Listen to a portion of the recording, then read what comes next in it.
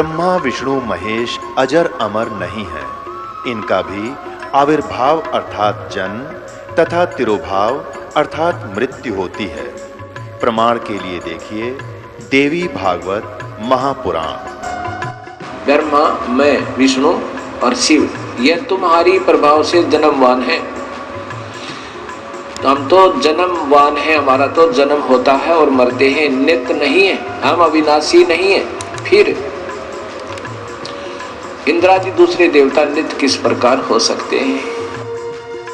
कृपया अवश्य सुनिए जगत गुरु तत्वदर्शी संत रामपाल जी महाराज के अमृत वचन। ठीक से पहले वो क्या करती थी, अपना कपड़े करते थे 40 तीड़ अगलियां की, ये 20 तीड़ बारलियां की। तील मीन सेट, वो कपड़ों के सेट को तीड़ बोला करते। घाघरा हुआ करता भरा सा, उस पर जुगल कुर्ता है, चुंदड़ी, वह तीड़ बोला करते कंप्लीट सेट को।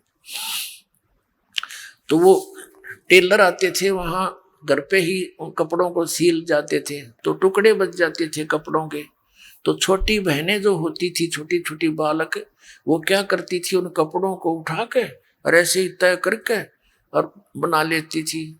ये 20 अगलियां की, 12 पिछलियां की हैं, और उनको एक गठड़ी बांध के छोटी सी पोटली में उसमें रख लेती, और रोज खेलने के समय निकाल लेती, एक एक न एक, या अगलियां की या पिछलियां।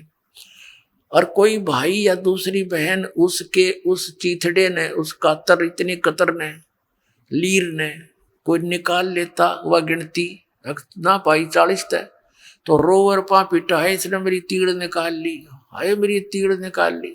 अब वो रोए बुरी तरह, उन्हें पूछा क्या हो गया, कि मेरी तीड़ निकाल ली, इतनी थी, एक कम पाई, इसने का निकाली। वो फिर वापस दे दे तो वह राजी हो जाए। तो ये खेल थे। और जब वह बच्ची बड़ी हो जा, गुड़िया खेला करती, एक गुड्डा और एक गुड़िया बना लेती थी चीथड़ों के, फिर उनका ब्याह करती, और फिर उसका साथ वह गठड़ी सरपदर कहने का चाली तो ससुराल चाल, यानी इस तरह खेला करती थी। तो फिर जब वो लड़की बड़ी हो जाती है, सियानी हो जाती है, और फिर उसको वो ओरिजिनल तिल, यानी वो सेट ऑफ सूट, वो ओरिजिनल तिल मिलती और ओरिजिनल पति दुल्हा मिलता, तो फिर वो लड़की क्या उन गुड्डा गुडिया वाले खेल खेल सकती है? क्योंकि उसको ज्ञान हो गया ओरिजिनल वस्तु का, फिर वो उन जीथड़ों के साथ कभी नहीं खेल सकती। तो अभी तक हम जो भी इस संसारिक सुख को कलेक्शन करने में लाग रहे हैं, कार हो, कोठी हो, बुढ़ा है, पता नहीं पंखे हो, कूलर हो, फलाना हो, जैसा भी, और इसी खेल को खेलते खेलते हम मर जाते। और जब हम इस तत्व ज्ञान से परिचित होकर सियाने हो जाएंगे, फिर हमने उस गुड़िया वाला खेल दिखाई देगा। जब वो लड़की बड़ी होती है, फिर अन्य बच्चे जब खेलते हैं, उनको बालक दिखाई देते हैं। बालक से ये कोई तिल थोड़ी, तिल था अब मिली मुझे पति, तो अब मिला असली गुड्डा। तो पुण्यात्माओं, अब आप, इसलिए परमात्मा कह रहे हैं कि गुडिया खेलत तन जन्म गंवा दिया, लाया नहीं बेचार। ये संसारिक सुविधाएं यहीं इकट्ठी करके मृत्यु हो जाती है और यहीं छोड़ जाते हो। कोठी बनाई और एक दिन भी ना रह पाया, मृत्यु होगी। चल 10-20 दिन या साल, 2 साल, 10 साल उसमें रह भी लिया, तो क्या काम आई, मृत्यु होगी। मृत्यु होती है सतभक्ति ना करने से। वो कुत्ता बन के उस गली में बैठता, उसको ठीक ही छाया में, और आते जाते मारन लठे हो गया, फिर वो काम सारा बिगड़ गया। अब क्या बताते हैं, सतगुरु मारे बानिया है, करते बनज व्यवहारे, बिन डांडी बिन पालड़े, यो तोल दिया संसारे। हमारे सतगुरु वो बिजनेसमैन है, बानिया मीन बिजनेसमैन, आत्मा का सौदा करते हैं, और बगैर किसी डंडी यानी कि बगैर किसी तराजू के पूरे विश्व को तोल दिया, सबके ज्ञान को दिखा दिया, इनका कितना ज्ञान है। बिन डंडी और बिन पालड़ा, ये तोल दिया संसार। इस तत्व ज्ञान से माप कदर दिया, किसकी कितनी सचीथी है, किसकी कितनी वैल्यू और वजन है।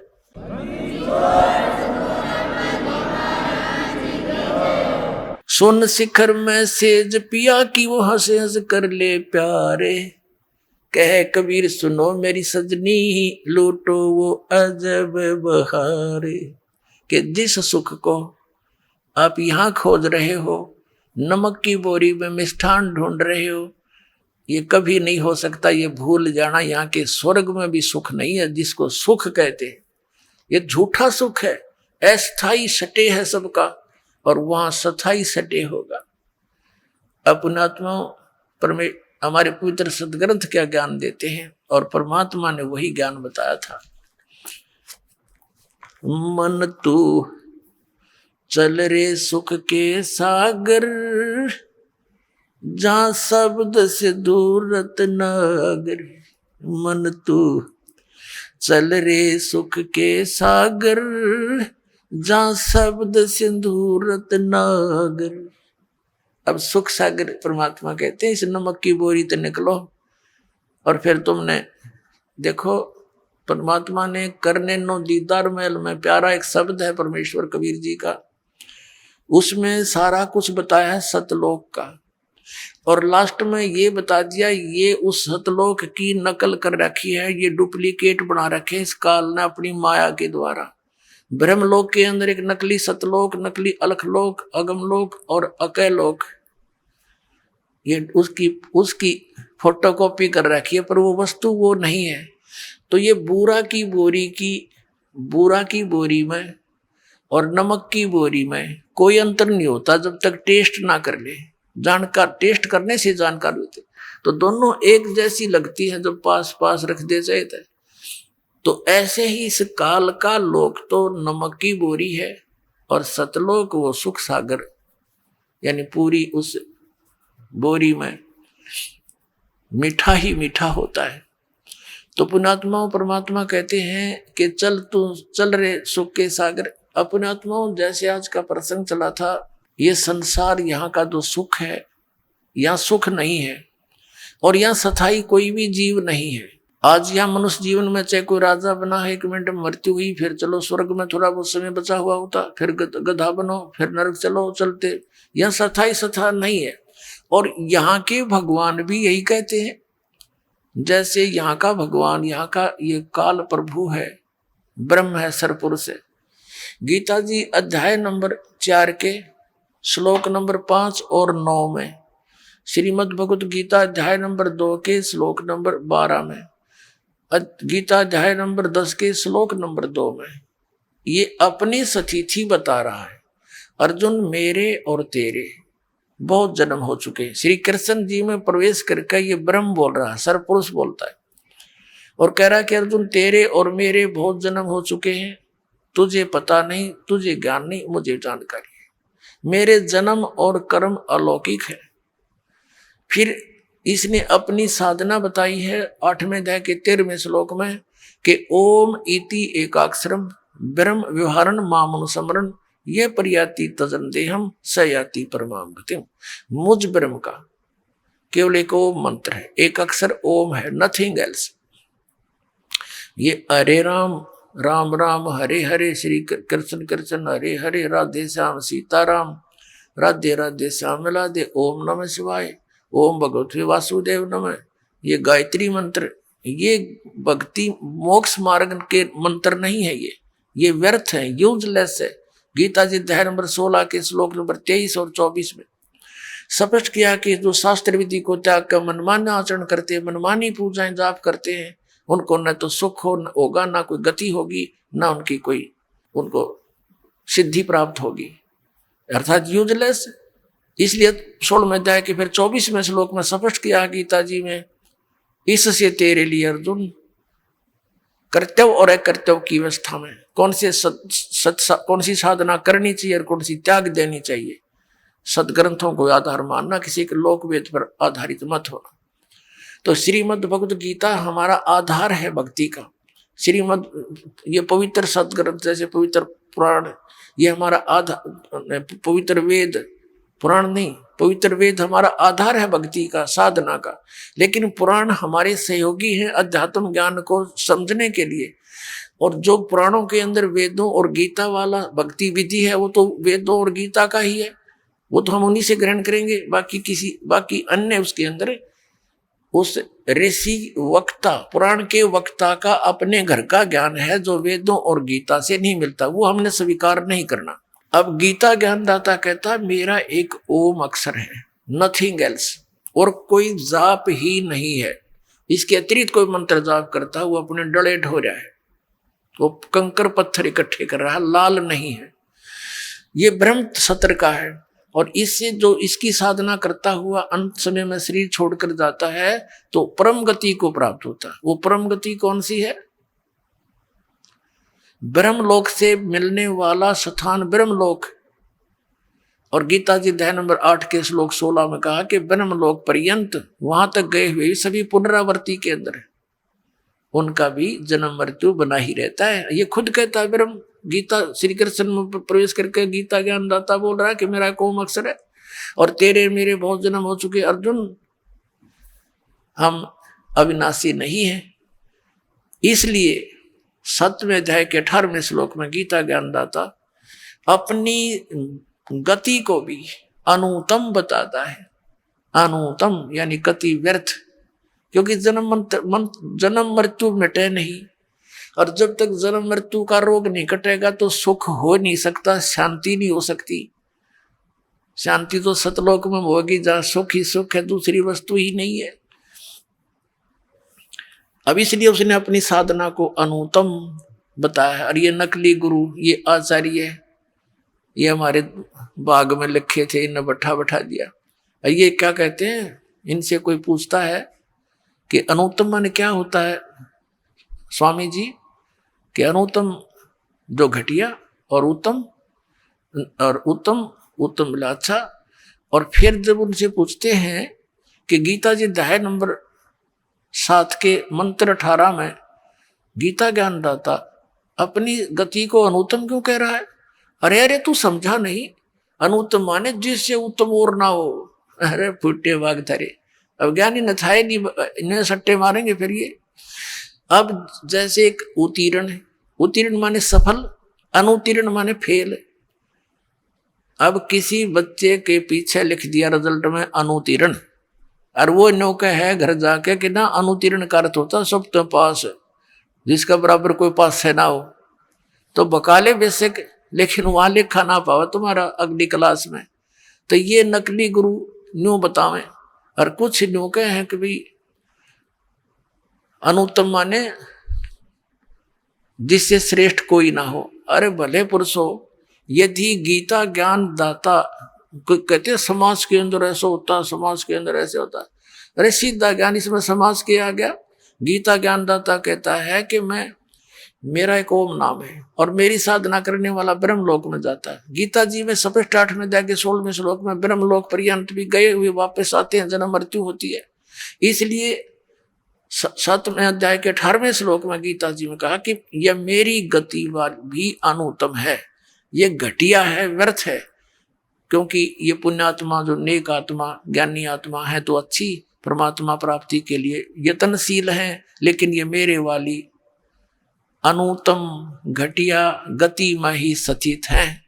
इसलिए तो उसने कहा कि 15वें अध्याय के 1 से लेकर 4 तक और 16-17 में अध्याय श्लोकों में और 18वें अध्याय के 62वें श्लोक में और 18वें अध्याय के 66वें श्लोक में गीता ज्ञानदाता ने स्पष्ट कर दिया है कि संसार रूपी उल्टा लटका हुआ वृक्ष है। ऊपर को जड़ तो पूर्ण परमात्मा समझो, नीचे को तीनों गुण रजगुण ब्रह्मा सतगुण विष्णु रूपी शाखा है। जो संत इन सभी विभागों को बता देगा वो तत्वदर्शी संत है। और गीता जी अध्याय नंबर 4 के श्लोक नंबर 34 में कहा है कि जिस तत्व ज्ञान के बारे में सच्चिदानंद घन ब्रह्म की वाणी में 4थे अध्याय के 32वें श्लोक में कहा गया है कि वो सच्चिदानंद घन ब्रह्म की वाणी में ब्रह्मण मुखे, उसके परमात्मा के मुख कमल से उच्चारित वाणी कबीर वाणी में जो विस्तार के साथ धार्मिक अनुष्ठानों का ज्ञान दिया गया है, यज्ञों का, वो तत्व ज्ञान है। 4थे अध्याय के 34वें श्लोक में कहा कि उस तत्व ज्ञान को तू तत्वदर्शी संतों के पास जाकर समझ, वो तत्वदर्शी संत तुझे बताएंगे। अब तत्वदर्शी संत की पहचान बताइए 15वें अध्याय के प्रथम श्लोक में गीता जी के उल्टे लटके संसार रूपी वृक्ष के सभी विभाग जो बता देगा, स वेदवित, वो तत्वदर्शी संत है, उससे पूछो। अब ये तत्वदर्शी जगत गुरु, अब जैसे सेवक होके उतरे इस पृथ्वी के माँ, और जीव उदाहरण जगत गुरु, बार बार बलि जाऊं। जीव उद्धार करने के लिए वो कबीर परमात्मा वो जगत गुरु बनकर तत्वदर्शी संत की भूमिका करने के लिए यहाँ आए और 120 वर्ष तक रहे, सह शरीर आए, सह शरीर चले गए। तो यहाँ क्या बताते हैं कि तत्वदर्शी संत कौन होगा? जो उल्टे लटके हुए संसार रूपी वृक्ष के सभी पार्ट्स बता देगा, विभाग बतावेगा। तो परमेश्वर ने 600 वर्ष पहले उस सच्चिदानंद घनब्रह्म की वाणी में ये भाग बता रखे थे। कबीर अक्षर पुरुष एक पेड़ है, सरपुरुष वाकी डारे, ये तीनों देवा शाखा है, भाई पात रूप संसारे। कख नहीं पता था। वेद ज्ञान दाता, गीता ज्ञान दाता ने भी सिर्फ ऑप्शन छोड़ दिया, ऊपर को जड़ वाला और नीचे को तीनों गुण रूपी शाखा वाला, ये उल्टा लटका हुआ संसार रूपी वृक्ष से। अब इसके बारे में कंप्लीट ज्ञान तो तत्वदर्शी संत देगा, उससे पूछो। और परमेश्वर ने 600 वर्ष पहले दे रखा था ज्ञान, लेकिन नकली आचार्यों ने, गुरुओं ने हमारे तक कान नहीं दिया, हमारे को दूर रखा अपने भगवान से, मिसगाइड करते रहे। कबीर तो जुल्हा है, धानक है, इसने सदग्रंथों को कैसे जाना, इसने संस्कृत पढ़ना नहीं आता, केवल ब्राह्मण लोग ही संस्कृत के पढ़ने के अधिकारी थे उस समय। तो हमने यह बात इनकी मान ली झूठों की कि भाई सचमुच कबीर साहब तो जुलाए थे, दानक थे और ये पढ़े नहीं होंगे। आज पता चला वो तो पढ़े पढ़ाए थे, उन्हें पढ़ने की आवश्यकता ही नहीं थी। वो तो परमात्मा थे, सब भाषा के ज्ञाता थे, उनकी रची हुई सृष्टि थी, उनका दिया हुआ विधान था, उनको कंठस्थ याद है, तो मालिक है।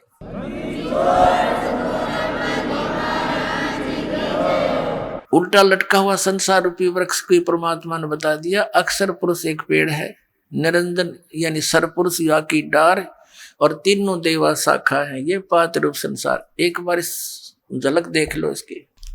ये देखिएगा श्रीमद् भगवत गीता अध्याय नंबर 15 के श्लोक नंबर 1 से लेकर 4 और 16 और 17 का ये निष्कर्ष है। ये परमात्मा का दिया हुआ ज्ञान है। अब जैसे जड़ परोक्ष होती हैं, गुप्त होती हैं, पृथ्वी से बाहर, केवल पृथ्वी से बाहर इतना हिस्सा दिखाई देता है वृक्ष का, इसलिए परमात्मा ने कहा ये अक्षर पुरुष एक पेड़ है। ये तना समझो, ये तो अक्षर पुरुष है, और सरपुरुष वाकी डार, और तीनों देवा शाखा है, ये पात रूप संसार। रजगुण ब्रह्मा जी, सतगुण विष्णु जी, तमगुण शिव जी, ये तो शाखा है इस पेड़ की, और ये इनका पिता है सरपुरुष ज्योत निरंजन, और ये अक्षर पुरुष तना है, और ये मूल मालिक, ये परम अक्षर ब्रह्म, परम अक्षर पुरुष है, ये कबीर साहिब है। परमात्मा ने 600 वर्ष पहले कहा था अक्षर पुरुष एक पेड़ है, निरंजन वाकी डारे, निरंजन कहो, सरपुरुष कहो, काल कहो, और तीनों देवा शाखा है, भाई पात रूप संसारे। तो पुणात्मा इसमें क्या स्पष्ट किया है कि जब तत्वदर्शी संत मिल जा 15वें अध्याय के 4थे श्लोक में, उसके पश्चात परमेश्वर के उस परम पद की खोज करनी चाहिए जहां जाने के बाद साधक फिर लौटकर कभी संसार में नहीं आते। और गीता ज्ञानदाता कहता मैं भी उसी की शरण में हूं, और जिस परमात्मा ने सारे ब्रह्मांडों की रचना की है, यानी जिससे संसार रूपी वृक्ष की प्रवृत्ति विस्तार को प्राप्त हुई है, यानी जिसने सब ब्रह्मांडों की रचना की है, और मैं उसी की शरण हूं, केवल उसी की पूजा करनी चाहिए और की नहीं। कंसेप्ट होया क्लियर। गीता ज्ञानदाता अपने से अन्य किसी भगवान उस सर्वशक्तिमान की साधना करने को कहता, जिससे ऐसी भक्ति मिलेगी, ऐसी गति मिलेगी, फिर कभी लौटकर संसार में नहीं आते। अब गीता जी अध्याय नंबर 15 के श्लोक 16 और 17 में 2 पुरुष बताए हैं, एक सरपुरुष, एक अक्षर पुरुष। ये देखिएगा, अपने सदग्रंथों में अनमोल खजाना भरा पड़ा है, और ये आउट ऑफ सिलेबस पढ़ाते रहे हमारे धर्मगुरु। इन्हें बैठा दिया हमारे पूर्वजों का, सारे भूत बनवा दिए, ये वहां धक्के खुआओ तीर्थों पे, वहां जाओ दान कर दो, उनका मोक्ष हो जाए। मोक्ष तो इस ज्ञान से होना था जो गीता में लिखा हुआ है। अब देखो ये श्रीमद् भगवत गीता है। अब इसके अंदर आपको दिखाते हैं अध्याय नंबर 15 का श्लोक नंबर 16 और 17। ये देखिएगा, ये 15वां अध्याय श्रीमद् भगवत गीता और यहाँ से वो श्लोक है 16। दिवौ इमौ पुरुषौ लोके सर च अक्षर एव च सर सर्वभूतानि कटुस्थ अक्षर उच्यते। इसका अर्थ यहाँ करा इन्होंने, इस संसार में नाशवान और अविनाशी, अक्षर माने वैसे अविनाशी होता है, अक्षर अविनाशी, ये दो प्रकार के पुरुष हैं। दो प्रकार के पुरुष माने प्रभु हैं। और संपूर्ण प्राणियों के शरीर नाशवान है, जीवात्मा किसी की मरती नहीं। ये तो अंडरस्टूड है। अब इसका भावदास समझाएगा। इसमें क्या लिखा है कि सर पुरुष और अक्षर पुरुष ये दो प्रभु प्रसिद्ध हैं, दो भगवान, दो स्वामी। अब सर पुरुष का अर्थ तो सीधा ही नाशवान है, सर माने नाशवान। अक्षर इसको क्यों कहा, और फिर 15वें अध्याय के अगले 17वें श्लोक में इसको भी रिजेक्ट किया है। अक्षर होते हुए भी, अक्षर उच्चारण करके भी इसको रिजेक्ट कर दिया। ये निष्कर्ष निकाला जाएगा क्योंकि तत्व वेद है, तत्व ज्ञान से समझा जाएगा। अब क्या बताया है कि ये दो प्रकार के दो पुरुष हैं। एक सर पुरुष है, ये 21 ब्रह्मांड का स्वामी है, ये काल है, ज्योति निरंजन है। और एक अक्षर पुरुष है, वो 7 संख ब्रह्मांड का मालिक है, वो अक्षर पुरुष है। उसकी आयु बहुत लंबी है, इसलिए उसको अक्षर कहने लगे। और जो परम अक्षर ब्रह्म है, जो पूर्ण परमात्मा, वो अन्य है, इन दोनों से भी अन्य है। और वो ओवरऑल कंट्रोलर है, सब ब्रह्मांडों का रचयिता है, सबका मालिक है। इस 21 ब्रह्मांड काल के 7 संख ब्रह्मांड इस अक्षर पुरुष के, और अनंत ब्रह्मांड है, उन सब का वो कुल मालिक है, वो सबका दाता है, सबका स्वामी है, वो परम अक्षर ब्रह्म है। अब देखना, ये गीता जी अध्याय नंबर 15 का हमने 16वां श्लोक पढ़ लिया। अब इस संसार में सर पुरुष और अक्षर पुरुष कहना दो भगवान है, दो नाशवान भगवान, दो भगवान है। और इनके अंतर्गत जितने प्राणी और इनके शरीर सब नाशवान है और जीवात्मा अविनाशी है। अब 17वें में क्या कहा है कि उत्तम पुरुष है तो अन्य, पुरुष माने परमात्मा, ब्रह्म कहो, भगवान कहो, प्रभु कहो। उत्तम पुरुष तो अन्य है, इन दोनों से और है, सर पुरुष और अक्षर पुरुष से। उत्तम पुरुष है तो अन्य परमात्मा इति उदाहरता है, जिसको परमात्मा कहा जाता है। यह लोकचर्य में आविश्य विभर्ती, जो तीनों लोकों में प्रवेश करके सबका धारण पोषण करता है। उत्तम पुरुष तो अन्य ही है, ये स्पष्ट कर रहे हैं अपने अनुवाद में, जो तीनों लोकों में प्रवेश करके सबका धारण पोषण करता है, अविनाशी परमेश्वर परमात्मा, इस प्रकार कहा गया। अब ये संसार रूपी वृक्ष की जो जड़ है, ये है वो उत्तम पुरुष है तो अन्य, और ये परम अक्षर ब्रह्म कहलाता है, इसको परम अक्षर पुरुष कहो। और ये वास्तव में अविनाशी है। श्रीमद् भगवत गीता अध्याय नंबर 7 के श्लोक नंबर 29 में 29 में गीता ज्ञानदाता कहता है, जिसने मेरे इस ज्ञान का आश्रय कर लिया कि तत्वदर्शी संत की खोज करो, वो बताओगा परमात्म तत्व के बारे में, उसकी सारी महिमा।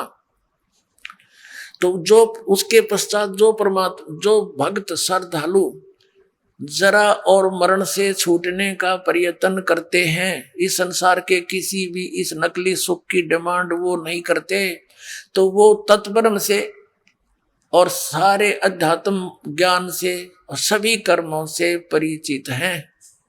देखिएगा फिर श्रीमद् भगवत गीता, गीता प्रेस गोरखपुर से प्रकाशित है। ये जयदयाल गोविंद का इसके अनुवादक है। अब देखिएगा 7वें अध्याय के 29वें श्लोक में श्रीमद् भगवत गीता अध्याय नंबर 7वां और नीचे आइए, ये 29वां श्लोक है। इसका यहाँ पर है ये संस्कृत मूल पाठ। जरा मरण मोक्षाय, जरा माने वर्धावस्था, मरण माने मृत्यु, मोक्षाय माने छुटकारे के लिए, माम आश्रित है, मेरे इस ज्ञान के आश्रित होकर के, यतंती ये जो प्रयत्न करते हैं, ते तत् ते ब्रह्म तत्विदु, वो उस तत्व ब्रह्म को जानते हैं। कृष्णम अध्यात्म, यानी सारे अध्यात्म से परिचित है, अध्यात्म ज्ञान से। और कर्म च अखिलम, और सब कर्मों से वो परिचित है। इसका अनुवाद यहाँ किया है ना। जो मेरे शरण होकर जरा माने वृद्ध अवस्था, मरण माने मृत्यु से छूटने के लिए यत्न करते हैं, वे पुरुष, वे भक्त तत्व ब्रह्म, ये तत्व ब्रह्म, उस ब्रह्म को और संपूर्ण अध्यात्म ज्ञान को और तथा संपूर्ण कर्मों को जानते हैं। अब पुणात्मा इसे स्पष्ट कर दिया कि जो व्यक्ति इस नकली सुख को भूल चुके हैं और जरा माने वृद्ध अवस्था के कष्ट को, पुणात्मा इस जीव के ऊपर वृद्ध अवस्था एक बहुत बड़ा अभिशाप है। इतना दुख इसके अंदर होता है, लेकिन जो परमात्मा कबीर जी की शरण में आ जाएगा पुणात्मा, घबराना नहीं। आपका वृद्ध अवस्था ऐसे कटेगा ना फूल की तरह, लेकिन जब तक सत भक्ति नहीं करते वो दुखी रहा करें। लेकिन फिर भी वृद्ध अवस्था तो वृद्ध अवस्था ही है, ये तो दुख तो है ही, कष्ट है, लेकिन परमात्मा की शरण में हल्का हो जाएगा, ये 30 भड़क कम लगेंगी। तो कहने का भाव यह कि फिर वो भक्ति करके यहाँ से पीछा छुटवाना है। तो वो व्यक्ति यहाँ इस दोनों कष्टों से खूब परिचित है, जन्म और मरण के दुख को और वृद्ध अवस्था के। इसलिए वो केवल जरा और मरण से ही छुटकारा पाने के जो प्रयत्न कर रहे हैं, वो व्यक्ति तत्ब्रह्म से परिचित हो चुके हैं, तत्ब्रह्म से ही, गॉड, उस परमात्मा से और सारे अध्यात्म ज्ञान से, सब कर्मों से, कि ये क्या चक्कर है, स्वर्ग में गए फिर आगे, फिर राजा बने फिर गधा बन गए, व्हाट इज दिस। तो ये परिचित हो चुके हैं, वो ही उस साधना को कर रहे हैं। तो अर्जुन ने फिर पूछा, हे भगवान, 8वें अध्याय के प्रथम श्लोक में कि किम तत्ब्रह्म, वो तत्ब्रह्म क्या है, फिर बताओ वो भगवान ऐसा कौन सा है जिसके मैं जहाँ इतना सुख है, जिसके पाने के लिए फिर यहाँ की डिमांड सब छूट जाती है। अब देखिएगा, अब यहाँ पढ़ रहे थे ये अंतिम, ये 29वां श्लोक आपने पढ़ा कि जो उस ब्रह्म को, संपूर्ण अध्यात्म को जानते हैं, कर्मों को जानते हैं, जो मेरे शरण होकर जरा और मन से छूटने के लिए प्रयत्न करते हैं। तो ये 30वां है, ये कहता जो मुझे जानते हैं तो मेरे को प्राप्त होते हैं। इसका इतना सा यहाँ 8वां अध्याय ये सामने ही है। इसके प्रथम मंत्र में अर्जुन ने पूछा, किम तत्ब्रह्म, किम तत्ब्रह्म, किम अध्यात्म, किम कर्म पुरुषोत्तम, अधिभूतम च किम प्रोक्तम, अधिदेवम किम उच्यते। हे पुरुषोत्तम, वह ब्रह्म क्या है, वो तत्ब्रह्म है क्या। अब इसका उत्तर 3रे श्लोक में दिया है, श्रीमद् भगवद गीता के 8वें अध्याय के और 3रे श्लोक में। वह परम अक्षर ब्रह्म है, परम अक्षर ब्रह्म है वो अपनात्मा। गीता जी अध्याय 15 के श्लोक नंबर 17 में जो कहा कि उत्तम पुरुष है तू अन्य परमात्मा इति उदाहरते, ये लोक चरम आविषय वर्ती अवैश्वर है। वो उत्तम पुरुष सही परमात्मा श्रेष्ठ भगवान तो इन दोनों से अलग है, भिन्न है, वो कोई और है। और वही तीनों लोकों में प्रवेश करके सबका धारण पोषण करता। जैसे संसार रूपी वृक्ष की जो जड़ है वो मूल मालिक है, सत्य पुरुष है, उससे सबको आहार मिलता है, सबका धारण पोषण करने वाला वही है। तो 8वें अध्याय के अब 3रे श्लोक में स्पष्ट कर दिया कि वो परम अक्षर ब्रह्म है। ये गीता ज्ञान दाता से अन्य है। अपने आत्माओं, अब गीता ज्ञान दाता ने स्पष्ट कर दिया गीता जी अध्याय नंबर 8 के श्लोक नंबर 13 में कि मेरा तो केवल एक ओम अक्षर है, क्योंकि ये गीता ज्ञान दाता ब्रह्म है। ये देखिएगा श्रीमद् भगवत गीता अध्याय 8 के और श्लोक नंबर 13 में, ओम इति एकाक्षरम ब्रह्म व्यवहारन मां मनुसमरण ये प्रियति तजंदेहम स याति परमाम गतिम। अब क्या इन्होंने थोड़ा सा गलत किया यहाँ से, ओम ओम इस एक अक्षर रूप ब्रह्म को उच्चारण करता हुआ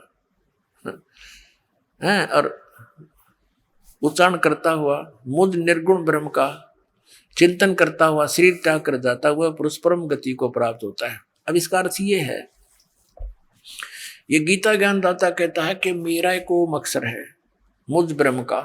और इसकी साधना करता हुआ जाता, उसकी परम गति होती है। ओम नाम से जो परम गति होनी है वह ब्रह्मलोक प्राप्ति है। ब्रह्मलोक में गए प्राणी फिर वापस आते। 8वें अध्याय के और 5 से लेकर 10 तक, 5 और 7 में तो ये अपनी सचिथि बताता है कि मेरी भक्ति कर, मुझ में आश्रित हो और देवताओं की भक्ति छोड़ दे तो मुझे प्राप्त होगा, लेकिन युद्ध तो करना ही पड़ेगा। अपने आत्मा जहां युद्ध करना है तो शांति कहा। इसलिए इसने 18वें अध्याय के 62वें श्लोक में कहा है कि अर्जुन तू सर्वभाव से उस परम अक्षर ब्रह्म की शरण में जा, उसकी कृपा से तो परम शांति को और सनातन परम धाम को प्राप्त होगा। यानी वहां जाने के बाद सब झंझट मिट जाएगा, ना युद्ध करना ना कुछ करना। अगर मेरी शरण में रहेगा तो युद्ध तो तुझे करना ही पड़ेगा। और युद्ध करनी है ना शांति की। अब पांडवों को शांति हुई, 36 वर्ष राज किया, फिर हिमालय में जाकर गड़के मर गई तपस्या करके, और फिर नरक में डाले गए। और इसलिए कहा कि मैं उसके बारे में जानता नहीं, तत्वदर्शी संत की खोज कर ले और उस संत के अनुसार तुम साधना करोगे तो परम शांति को, परम सुख को प्राप्त होगे। अब 5 से लेकर 8वें अध्याय की गीता के और 10 तक श्लोक आपके रूबरू रहता है, देखिएगा। 10 दिखाते 8वें अध्याय का अब यहाँ 5वां श्लोक है। इसमें कहा कि जो पुरुष अंत काल में मुझे ही स्मरण करता हुआ शरीर त्याग कर जाता है वह मेरे स्वरूप को, स्वरूप नहीं है ये, मद भावम, मेरे भाव में को प्राप्त होता है, मेरे पास आसक्त रहता है, इसमें कोई संशय नहीं। फिर 6ठे मत एक कॉमन सी बात बताई है कि अंत समय में जिसकी जिसमें आस्था रहती है अंत समय में उसी को प्राप्त होता है। अब 7वां दिखाते हैं आपको। 7वें में ये कहा है कि इसलिए अर्जुन सब प्रकार से तू सब समय में निरंतर मेरा स्मरण कर और युद्ध भी कर, बता, और अर्पण किए हुए मुझ में अर्पण किए हुए बुद्धि मन चित्त युक्त होकर निसंदेह मुझे ही प्राप्त होगा। अब 8वें में और 9वें में और 10वें श्लोक में उस परम अक्षर ब्रह्म की साधना के लिए कहा है। अब देखिएगा 8वें का यह लिखा है, जो देखो ये कवियम शब्द है। अब इसका डिफाइन करने लगेगा दास तो बहुत लंबा समय लग जाएगा, फिर अन्य समय में बताता रहता है। ये कबीर देव की तरफ संकेत है, परम अक्षर ब्रह्म का नाम है। जो कवियम और पुराणम, अनादि, सबसे पहले का भगवान, सबका नियंता यानी सबका मालिक, सबका कंट्रोलर, सूक्ष्म से अति सूक्ष्म, सबका धारण पोषण करने वाला, अचिंत रूप, सूर्य के सदृश, नित्य चेतन, प्रकाश रूप, आदित्य वर्णम, सूर्य की तरह साकार, तेजो में शरीर युक्त। इसका अर्थ ये है अविद्या से अति परे, शुद्ध सच्चिदानंद घन ब्रह्म, यानी अति परे सच्चिदानंद घन ब्रह्म परमेश्वर का स्मरण करता है। अब क्या बताया है कि जो व्यक्ति इस सच्चिदानंद घन यानी सच्चिदानंद घन परमेश्वर का स्मरण करता है। अब 9वें में क्या बताया है? 9वें में ये 9वां पढ़ दिया आपने, 9वां। 8वें में ये बताया है कि जो हे पार्थ ये नियम है कि परमेश्वर के ध्यान रूप योग से दूसरी ओर न जाने वाले चित्त से, ये 8वां श्लोक है, ये 8वां, ये यहां से देखना। हे पार्थ ये नियम है कि परमेश्वर के ध्यान के अभ्यास रूप योग से युक्त, ये ध्यान नहीं जानते ना, आपका छोड़ दिया, अभ्यास योग युक्तेन, सुरत और शब्द के अभ्यास में जो रत है। अब सुरत और सुरत पुण्यात्माओं, ये राधा स्वामी वाले धन धन सतगुरुवान वाली सुरत शब्द नहीं है, ये कान बंद कर धुन को उसने सुरत शब्द कहे थे। जो 2 अक्षर का मंत्र ये दास आपको देगा उसका सिमरण करते समय उसके ऊपर अभ्यास करना है, क्योंकि मन भागता है, उसके ऊपर ध्यान नहीं डटने देता। तो सुरत को उस शब्द यानी 2 अक्षर के उस मंत्र पर अभ्यास करना है, उस पर रोकने की चेष्टा करनी है, इसमें भागन नहीं देना। अब यदि हम वैसे जाप करते रहेंगे, मन लगा नहीं अभ्यास, तो वो व्यर्थ है वो सिमरन आपका। आपने ये देखना है कि बाहर मंत्र जो छोड़ रहा हूँ वो कौन सा उच्चारण हो रहा है अंदर श्वास के द्वारा, और अंदर कौन सा जा रहा, तब ये मंत्र का आपका सफल मंत्र माना जाता है भक्ति का। अब देखना, अब हम पढ़ रहे हैं अध्याय नंबर 8 का और श्लोक नंबर 8 ही पढ़ रहे हैं। ये 8वां श्लोक है। हे पार्थ, ये नियम नाम नहीं है। हे पार्थ, परमेश्वर के अध्ययन नहीं है, अभ्यास रूप योग से, योग माने साधना से, उस नाम की साधना से युक्त, दूसरी ओर न जाने वाले चित्त से निरंतर चिंतन करता हुआ परम दिव्यम पुरुषम, परम दिव्यम पुरुषम, पुरुष माने परमेश्वर, परम प्रकाश रूप दिव्य परमेश्वर को प्राप्त होता है, जो गीता ज्ञान दाता से अन्य है। अब 9वें में क्या बताया है देखो, जो कवियम, जैसे आपको पहले बताया है कई बार, तो यहां समझो जो कबीर देव, लेकिन डिटेल यहां नहीं बता पाऊंगा, समय थोड़ा। जो कवियम, इन्होंने सर्वज्ञ लिखा है, जो कबीर देव अनादि सबके निंदता, सूक्ष्म से अति सूक्ष्म, सबके धारण पोषण करने वाले, अचिंत रूप और सूर्य के सदृश नित्य चेतन, आदित्य वर्णम, सूर्य के जैसा तेजो में शरीर युक्त साकार परमात्मा, अविद्या से अति परे, जो किसी के ज्ञान में नहीं है, अज्ञान से परे है, सचिदानंद, सचिदानंद घन परमेश्वर का स्मरण करता है। अब 10वें में, 8वें 9वें 10वें में कश्यप क्लियर कर दिया। ये 10वां, वह भक्ति युक्त अंत काल में भी योग बल से बेरकुटी के मध्यम में प्राणों को, यानी श्वास का सिमरन है, प्राण संग्रही जो नानक साहब ने बोली, उसमें बड़ी डिटेल थी। प्राणों को यानी श्वासों को अच्छी प्रकार स्थापित करके फिर निश्चल मन से स्मरण करता हुआ है, उस दिव्यम परम पुरुषम, उस अद्भुत परम पुरुष यानी सतपुरुष को, परम अक्षर ब्रह्म को ही प्राप्त होता है। बोलो सतगुरुदेव।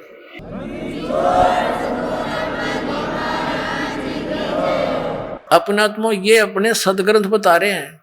अब इसका मंत्र कौन सा है, इसने अपना तो बता दिया, ओम अक्षर नथिंग एल्स। अब 17वें अध्याय के गीता जी के 23वें श्लोक में कहा है कि उस सच्चिदानंद घन ब्रह्म के पाने का 3 मंत्र का जाप का निर्देश है, नथिंग एल्स। निर्देश माने नथिंग और कुछ नहीं, सिंपल ओनली डायरेक्शन, ये है। देखिएगा 17वें अध्याय का और 23वां श्लोक, ये श्रीमद् भगवत गीता अध्याय नंबर 17 का और श्लोक नंबर 23, यहां देखेंगे। ओम तत्सत इति निर्देश है ब्रह्मण है त्रिविध है समर्थ है, ब्राह्मणा तेन वेदा च यज्ञा च विहिता पुरा। इसमें क्या लिखा है, ब्रह्मण माने सच्चिदानंद घन ब्रह्म, ब्रह्मण माने सच्चिदानंद घन ब्रह्म, देव परम पुरुष। ओम तत्सत, ऐसे ये 3 प्रकार का सच्चिदानंद घन ब्रह्म का नाम कहा गया है। अपना तुम अब ये दास बताओगा आपको अपनी सिंपल लैंग्वेज में, जो आसानी से हमारे गले उतरेगी। अपना तुम जैसे ये मंत्र का जाप जो होता है, ये तो साधना है। जैसे हमने जल प्राप्त करना है और जल नीचे पृथ्वी के अंदर है, हमारा उद्देश्य, हमारा पूज्य देव जल है, उस समय हमारा उपास्य जल है, और साधना हमारा उपास्य नहीं है, वो देव नहीं है, वो तो एक साधन है। जैसे हैंड पंप लगाते हैं तो बोकी मारनी पड़ेगी, पाइप नीचे पहुंचानी, फिर हैंड पंप लगाना। तो ऐसे ये 3 मंत्र का जाप है, ओम तत्सत। ओम और तत्, सत, तत् और सत ये सांकेतिक है। काल ने बताया नहीं कि मुझे नहीं मालूम, इसको पता भी नहीं परमात्मा ने, या दया करिए हमारे पे, न यू खोल देता तो सारे न जाप कर दे पाते। और ये नकली संत अपने शिष्यों को नाम देते हैं, ओम हरि ओम तत्सत, हरि ओम तत्सत, चरण पैर कितने खोखे। अब क्या बताते हैं, अब ओम तो ये ब्रह्म का है, सरपुरुष का। ये 3 पुरुष आपके समक्ष हमारे सदग्रंथों में है, 3 भगवान, 3 प्रभु, 3 स्वामी। और तत्व और सत्य ये सांकेतिक है, ये कोड वर्ड है। ओम और तत्व वो सांकेतिक शब्द मिलकर ये सतनाम बढ़ता 2 अक्षर का। अब ये ओम नाम और ये तत् आदि हमारी पूजा नहीं है, ये साधना है, इसमें हमने जलना मिला है या मजदूरी करनी पड़ेगी। तो ये श्वास उश्वास से सतनाम का प्राणों से श्वासों से सिमरण होता है। नानक साहिब जी स्वयं इस 2 अक्षर के मंत्र का जाप किया करते थे और उसका प्रमाण है ये जन्म साखी भाई बाले वाली में, समुद्र की साखी में। लेकिन परमात्मा ने इन पुण्यात्माओं को मिले थे वो परमेश्वर आकर सतपुरुष, इन पुण्यात्माओं से कह दिया था मेरी ये लाख दुआई दया करना मेरे पे कि अभी इसको सार्वजनिक ना करना, नहीं तो पिछली पीढ़ी की पुण्यात्मा पार नहीं हो पाओगे, काल के दूत फिर ये नाम देते पाओगे ग्रंथ गुरु ग्रंथ साहिब में तो पढ़ के, और ये हम विचलित हो जाएंगे, मेरे बच्चे मुझे पहचान नहीं सकेंगे। तो नानक साहिब जी ने दृढ़ निश्चय कर लिया था, किसी अपने बच्चों को भी नहीं दिया वो 2 अक्षर का नाम, और ऐसा झटका दे दिया था मर्दाना को कि सारा सिख समाज दूर हो गया उस मंत्र से, इसलिए कि नकलियां का हाथ लग जाती है। और ज्यादातर ये क्रम बिगाड़ने वाले जो गुरु बने हैं ये सिख समाज से उभर कर आए हैं, गुरु ग्रंथ साहब को आधार बनाकर ये वचन करते रहे हैं।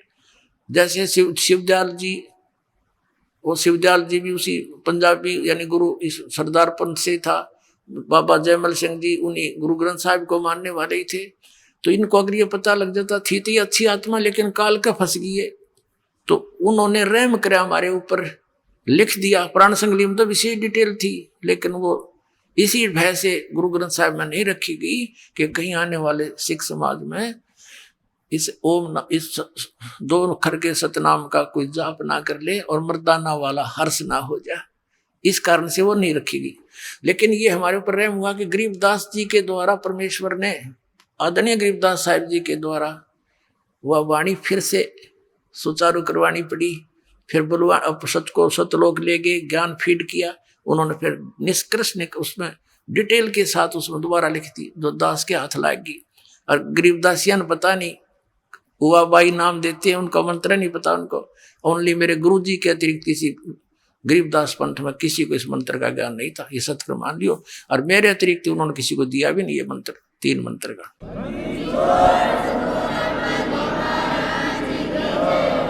तो ये तो परमात्मा पुण्यात्मा आकी के सा गेम है यो। जैसे आकी खेलता खेलता प्लेयर होता है ना, उस बाल को एक बार तो विरोधियों की तरफ फेंक देता है, उधर वो भागते हैं, फिर वो निकाल कर गोल कर देता है।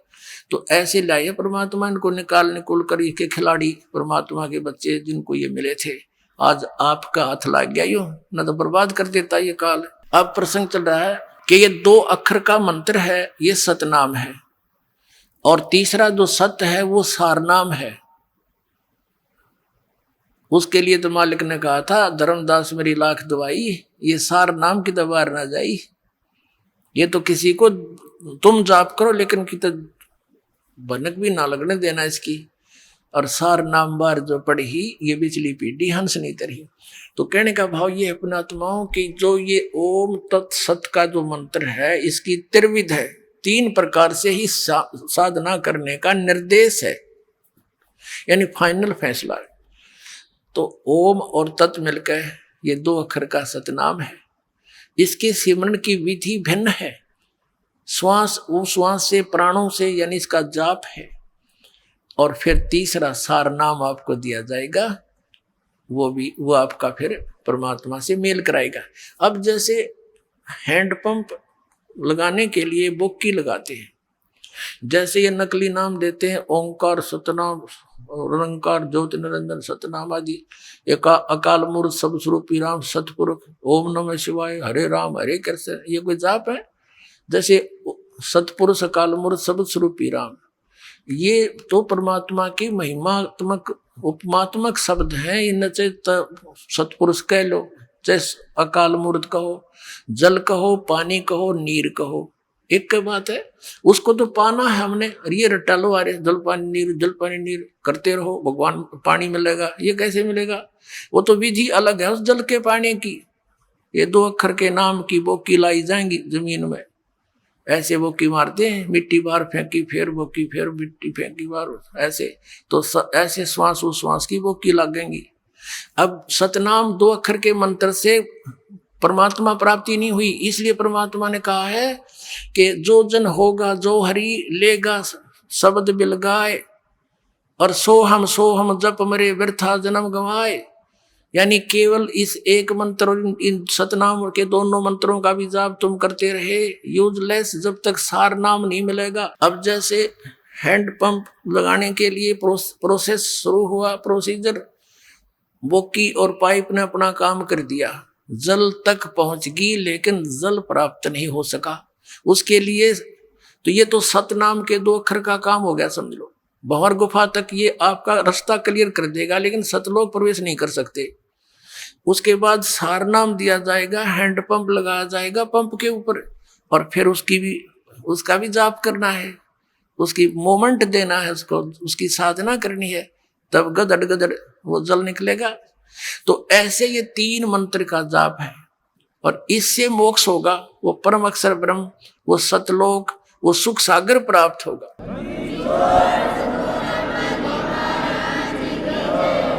अपने आत्मा जैसे प्रसंग चला है कि सरपुरुष, अक्षर पुरुष और परम अक्षर पुरुष। अब अक्षर का अर्थ होता अविनाशी, लेकिन 15वें अध्याय के 17वें श्लोक में उस अक्षर को रिजेक्ट कर दिया कि उत्तम पुरुष है, श्रेष्ठ परमात्मा तो कोई और है इन दोनों से। तो अक्षर पुरुष भी अक्षर पुरुष नहीं रहा। अब जैसे किसी ने अपने बच्चे का नाम कप्तान दे रखा है, वो कप्तान थोड़ा होता है, नाम है कप्तान उसका। तो ऐसे इनकी सतिथि बतानी पड़ेगी थोड़ी सी। ब्रह्मा विष्णु महेश ये तीनों नासवान है। एक ब्रह्मा की आयु कितनी है? जैसे एक चतुर्युग होता है, सतयुग, त्रेता, द्वापर, कलयुग, ये मिलकर चतुर्युगी होती है, और इसकी कुल वर्ष संख्या 43,20,000 वर्ष है। ऐसी 1000 चतुर्युग, 1008 है वैसे, इसमें 14 मनवंतर निकल जाते हैं, 14 इंद्र के शासन खत्म हो जाते हैं, और 72 चतुर्युग तक एक इंद्र का शासन रहता है, शासन काल है। तो ऐसे वैसे तो 1008 बनते हैं, लेकिन लंब संप इनको 1000 चतुर्युग देते हैं।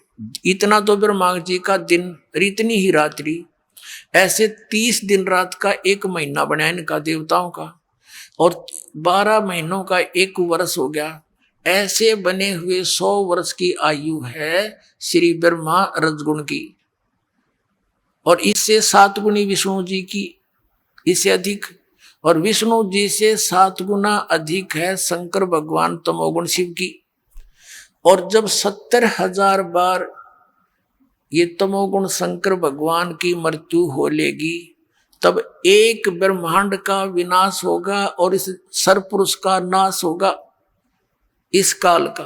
फिर एक ब्रह्मांड के सब प्राणी इसमें आग लग जाएगी, जैसे पृथ्वी के ऊपर सब जल हो जाएंगे जहां जहां भी पृथ्वियां हैं, और फिर एकदम 11 सूर्य और सौर मंडल से घूमते हुए यहाँ आ जाएंगे और इन सब को फूंक डालेंगे। तो ऐसे जल तत्व को, पृथ्वी तत्व को जल तत्व ग्रहण करेगा, खत्म करेगा, ग्रास लेगा। जल तत्व को अग्नि, अग्नि को वायु, वायु को आकाश। तो उस समय इस ब्रह्म की मृत्यु होगी सरपुरुष की, और ये एक युग होगा किसका? अक्षर पुरुष का। एक युग, ध्यान रखना, क्योंकि ये गणित की रीति से समझना होगा आपने। तो ये सभी प्राणी, और ये दुर्गा भी, ये शिव भी, ये काल भी, सरपुरुष, इनका पिता ब्रह्मा विष्णु में, इसका ये सब नष्ट हो जाएंगे परमात्मा के विधान अनुसार। ये एज इट इज प्राणी सब ऊपर को उठ जाएंगे एकदम। जीवात्मा मरती नहीं, लेकिन उसमें पीड़ा बहुत होती है जब अग्नि लगती है, इसमें सब बुरा हाल हो जाता है। फिर ये ऊपर उठ जाएंगे, ये 5 तत्व यही रह जाएंगे, घूमते रहेंगे सूक्ष्म रूप में। ये ऊपर दूसरे ब्रह्मांड में चले जाएंगे, वहां जाकर फिर दोनों का, दुर्गा और काल का युवा शरीर बन जाएगा। उसके बाद ये अपना फिर ग्रस्त कर्म से या वचनों से फिर धीरे धीरे अपनी सृष्टि वहां दूसरे ब्रह्मांड में प्रारंभ करते हैं। ऐसे चलता है। तो हमने लेना है समय। आइए अब हम उन श्रद्धालुओं के अनुभव जानते हैं जो जगत गुरु तत्वदर्शी संत रामपाल जी महाराज जी से दीक्षा प्राप्त कर चुके हैं तथा उनके द्वारा बताए गए भक्ति मार्ग पर चल रहे हैं। सर नमस्कार। नमस्कार सर। सर क्या नाम है आपका? कालका प्रसाद। कहाँ से आए हैं आप? धमरेही गांव, जिला जालौन, उत्तर प्रदेश। संत रामपाल जी महाराज की शरण में आने से पहले आप क्या भक्ति साधनाएं करते थे? ये छोटा पूरा कथा और सुनना या भागवत सुनना, और शंकर जी जो बाराबंकी ज़िले में लोधेश्वर हैं उनके ऊपर जल चढ़ाना, कई बार 10 बार गए। हाँ। जब आप पहले पूजा कर ही रहे थे तो फिर आपने संत रामपाल जी महाराज जी से नाम दीक्षा क्यों ली? हमें एक्सीडेंट होने पर एक ज्ञान गंगा पुस्तक मिली, उसका ज्ञान समझ के आए कि ये तो सब नासवान है, परमात्मा तो असली ये है, तो संत रामपाल जी महाराज, तो उस वजह से हम जो है यहाँ बरवाला आए नाम दीक्षा लेने। संत रामपाल जी महाराज के बारे में आपको कैसे पता चला? हमने टीवी के माध्यम से नाम दीक्षा ली वहाँ, और जब परमात्मा ने मुझे आशीर्वाद दिया, मैं बहुत नशेड़ी था, तो उस दिन से आज दिन तक हमने नशे को किसी भी प्रकार से हाथ नहीं लगाया। क्या आप पहले नशा करते थे? हाँ, काफ़ी। हम 5-5 बंडल पी लेते और 2-2, 3-3 पुड़िया तम्बाकू भी खा लेते थे और साथ में लेके भी आए थे, लेकिन हम बाहर छिपा दिया था। जब परमात्मा ने दया करी तो उस दिन से संत रामपाल जी महाराज से ने जब सर पे हाथ रखा, उस दिन से इतनी दृढ़ता हो गई, इतना संकल्प ले लिया कि हमसे नशा किसी भी प्रकार, कई बार छोड़ा लेकिन छूट नहीं रहा था। परमात्मा संत रामपाल जी महाराज ने दया की, उस दिन से आज दिन तक हमने नशे को हाथ नहीं लगाया। सर चर्चा का विषय बना हुआ है कि जो भी व्यक्ति संत रामपाल जी महाराज से नाम दीक्षा लेता है वो नशा छोड़ देता है। बहुत सारे लोग ऐसे हैं जो नशा छोड़ना चाहते हैं। आपसे ये जानना चाहेंगे कि आपने संत रामपाल जी महाराज से नाम दीक्षा लेते ही नशा कैसे छोड़ दिया? उन्होंने बताया कि मंदिर तो असली ये है और इसमें सारे देवता वास कर रहे, इसको गंदा करना अच्छी चीज़ नहीं है, और जो हम खुद देवता बनाते हैं अपने हाथों से, उन पे हम नहीं थूक सकते। तो इस तरह से हमें दृढ़ता लगी, विश्वास हो गया कि इस घट को जो है, इसमें 5-5 देवता बैठे हैं, इसके अंदर गंदी चीज़ जाना नहीं है। हमें मालिक ने, संत रामपाल जी महाराज ने ये बताया। साथ में अमृत जल दिया और परमात्मा ने प्रसाद भी दिया। उसको प्रसाद खाने से हमारे अंदर दृढ़ता आती रही। सर आपको कैसा लगता है कि आपके जो पुराने साथी जो हैं वो आपको देख करके कैसा रिएक्ट करते हैं, क्या कहते हैं, चूँकि आप पहले नशा करते थे और अब नशा नहीं करते हैं? हम करीब 20 सालों से नशा कर रहा था, लेकिन उस दिन से नशा बंद कर दिया। और जब साथी लोग नशे के लिए कहते हैं तो परमात्मा ने जो ज्ञान बताया उनको भी बताते हैं कि धरी कहूँ ढूंढे कहूँ, वस्तु ना आवे हाथ, और वस्तु हाथ तभी आवे जब भेदी ले ले साथ। इस शरीर का भेदी परमात्मा है, जिसने 9 महीने में माँ के घर में गढ़ के तैयार किया संत रामपाल जी महाराज, और उन्होंने 5-5 देवता बताए हैं। तो हमें अपने ही शरीर का ज्ञान नहीं था, इसलिए हम अपने से परे देवताओं की पूजा करते थे। लेकिन जिस दिन से ये ज्ञान हो गया, उस दिन से हमने नशा भी नहीं लगाया, और कई लोगों को कहने पर उन्होंने हमारे सामने पुड़िया फाड़ के फेंक दी, उन्होंने भी नशा का परित्याग किया। सर संत रामपाल जी महाराज जी से आपने नाम दीक्षा ली और आपने नशा छोड़ दिया, इसके अलावा संत रामपाल जी महाराज से जुड़ने के बाद आपको क्या लाभ मिले? हमारा बाइक से एक्सीडेंट हो गया था, जो हमारी बाइक करीब 20 मीटर दूर गिरी, 10 टायरा ट्रक था, उसके हम नीचे आ गए। किसी ने बच के हमको उससे, जब हम 1 मीटर घसट गए, हमारे 3 कपड़े पहने थे सर्दी में, वो सारे कपड़े नीचे फट गए घसट से, और परमात्मा ने हमें बाल बाल बचा लिया। संत रामपाल जी महाराज ने बाल बाल बचा लिया। और जब हम बाहर आए तो किसी साथी ने कहा कि हम तुम्हारे घर पे फ़ोन कर दें, तो हमने कहा नहीं, हमें फ़ोन ना करो, घर के सारे लोग घबरा जाएंगे, हमें हॉस्पिटल ले चलो, थोड़ा हमें इलाज दिलवा दो।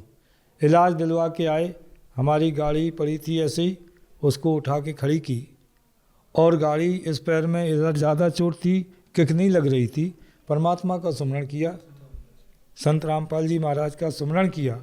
सुमरण करने से हमारी गाड़ी स्टार्ट हो गई और उस गाड़ी पर बैठ के हम 25 किलोमीटर चला के आए। इसके बाद जब हम गाड़ी से उतरे तो घर की देहरी नहीं नाक पाए, इतना भयंकर दर्द हो गया। चारपाई पे लेट गए और दर्द बर्दाश्त नहीं हो रहा था। तो हमने संत रामपाल महाराज जी से प्रार्थना की कि दास को बाल बाल बचा लिया, अब तो ये दर्द से तड़प के मर जाएगा, दया करें मालिक। और हमने संकल्प लिया ज्योति का, परमात्मा ने दया कर दी, बिना इलाज बिना दवा के हमारा दर्द शांत हो गया। और हमारी भक्तमती को भी लाभ हुआ, जिन्होंने ग्वालियर इलाज लेने के बाद फिर इनका जो है एकदम से लैटरिन और गैस इतनी बढ़ गई कि इन्होंने जो है 10 दिन खाना नहीं खाया। जब खाना नहीं खाया तो बिना खाना अंग्रेजी दवाई नहीं खा पाते, दवाई भी बंद हो गई। 10 दिन मरने के पोजीशन में आ गई, ज़मीन पे लिटा दिया और भगत देखने आने लगे। ज़्यादा तकलीफ़ देख कर तो हमारे यहाँ 10 भगत थे, उन्होंने सब ने मिलकर परमात्मा का मंगलाचरण किया। मंगलाचरण करने से उनके जैसे बीमार थी नहीं, ठीक हो गई। और हम उनको कार भी कर लिया था ले जाने के लिए दोबारा। फिर वो उनको लेके जिला अस्पताल गए तो वहाँ उनका कोई इलाज नहीं दिया डॉक्टर ने, बोले जाओ घर लेके ठीक है। लेकिन उनका जो पैरालाइज से जो नस जाम हो गई थी उससे वाणी नहीं निकल पाती थी। आज परमात्मा ने दया कर दी, इलाज भी थोड़ा बहुत संत रामपाल महाराज जी ने दया कर दी, इलाज भी करवा रहे। और हमारे चाचा श्री 200 ब्लड प्रेशर हाई हुआ था, उसमें वो चले गए थे। इनका 240 हुआ था। तो हमने उन भक्तमती ने स्वयं बोलकर अपने दमान से कह दिया था, मौके पर नहीं थे, क्या हमें चरणामृत परमात्मा का अमृत जल दे दो। दे दिया तो वो 24 घंटा डटी रही। फिर सवेरे इलाज लेने गए जिला अस्पताल, उन्होंने रेफ़र कर दिया ग्वालियर के लिए। ग्वालियर में इलाज चला। इलाज चलने के बावजूद भी उनको दवा खानी बंद हो गई और परेशानी बढ़ गई।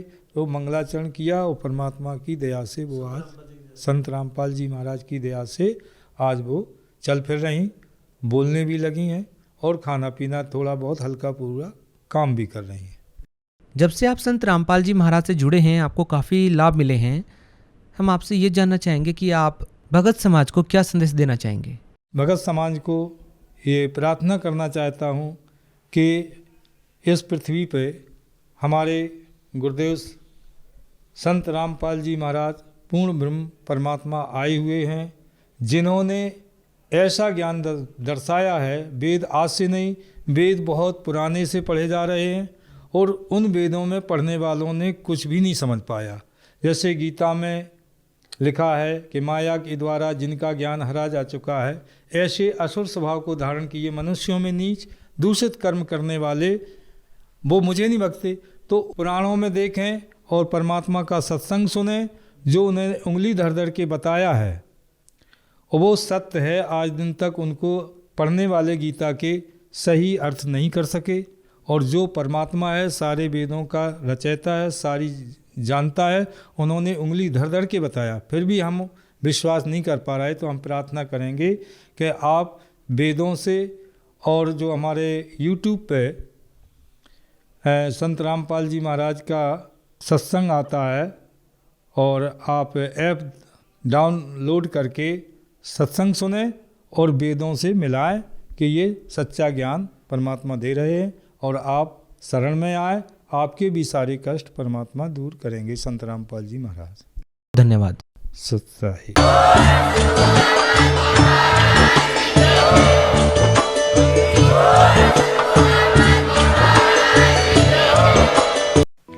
आप सुन रहे थे जगत गुरु तत्वदर्शी संत रामपाल जी महाराज के मंगल प्रवचन।